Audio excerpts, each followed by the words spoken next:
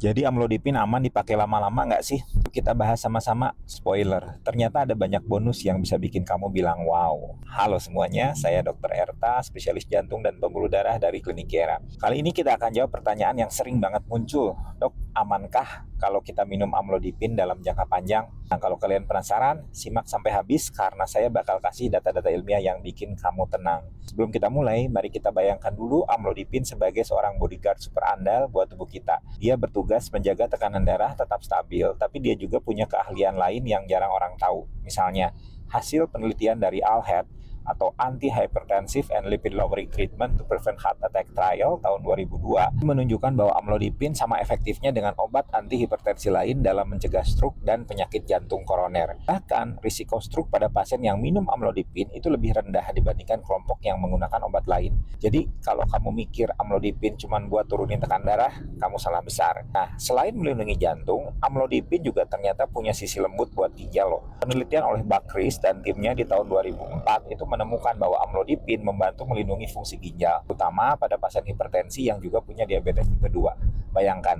ginjal itu kayak filter kopi. Kalau rusak, hidup jadi berantakan. Tapi dengan amlodipin, filter ini bisa bekerja lebih optimal. Jadi nggak cuma jantung yang senang, ginjal juga ikut senyum-senyum sendiri. Lalu bagaimana soal efek samping? Banyak yang nanya, dok, katanya minum amlodipin itu lama-lama bisa bikin bengkak di kaki ya?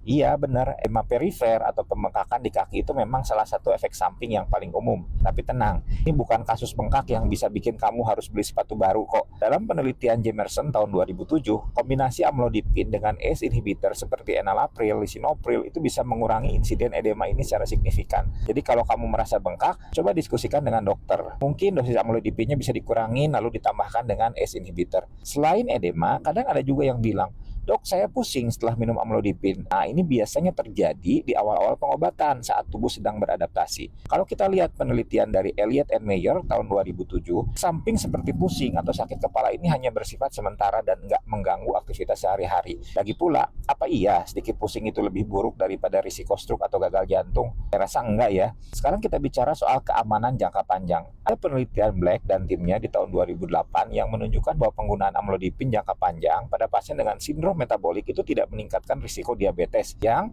seringkali jadi kekhawatiran utama. Bahkan amlodipin ini lebih aman dibandingkan beberapa jenis obat antihipertensi lain dalam profil metabolik. Jadi kalau ada yang bilang amlodipin bikin kamu rentan diabetes, mitos ya. Nah, kalau kita bandingkan antara manfaat dan efek sampingnya, jelas bahwa manfaat amlodipin itu jauh lebih besar. Bayangkan, kamu minum satu tablet kecil setiap hari, tapi mendapatkan perlindungan untuk jantung, ginjal, dan otak sekaligus. Efek samping seperti edema atau pusing itu ibarat tamu tidak diundang yang datang sesekali. Nggak pernah benar-benar bisa merusak pesta. Jadi jangan biarkan ketakutan akan hal-hal kecil menghalangi kamu dari manfaat besar yang ditawarkan. Oh iya, ada satu lagi fakta menarik dari penelitian Brown tahun 2003. Amlodipin tidak hanya efektif menurunkan tekanan darah, tapi juga memiliki efek protektif langsung pada pembuluh darah di jantung. Ini artinya selain mencegah stroke, amlodipin juga bisa bantu mencegah angina atau nyeri dada akibat penyempitan pembuluh darah. Jadi kalau kamu merasa amlodipin cuma obat biasa, kamu salah besar. Ini adalah obat multifungsi yang layak dapat bintang 5. Terakhir saya ingin mengingatkan bahwa pengobatan hipertensi itu seperti investasi saham. Kamu mungkin nggak lihat hasilnya langsung, tapi dalam jangka panjang dampaknya sangat besar. Jadi jangan ragu untuk terus konsultasi dengan dokter dan patuh terhadap pengobatan. Ingat, hidup sehat itu bukan tentang mencari kesempurnaan, tapi tentang membuat pilihan yang tepat setiap hari. Semoga informasi ini bikin kamu yakin bahwa amlodipin itu aman dan bermanfaat banget kalau digunakan jangka panjang. Jangan lupa share video ini ke teman atau keluarga yang masih ragu-ragu ya. Sampai jumpa di video berikutnya dan ingat, stay healthy, stay happy, dan jangan lupa tersenyum.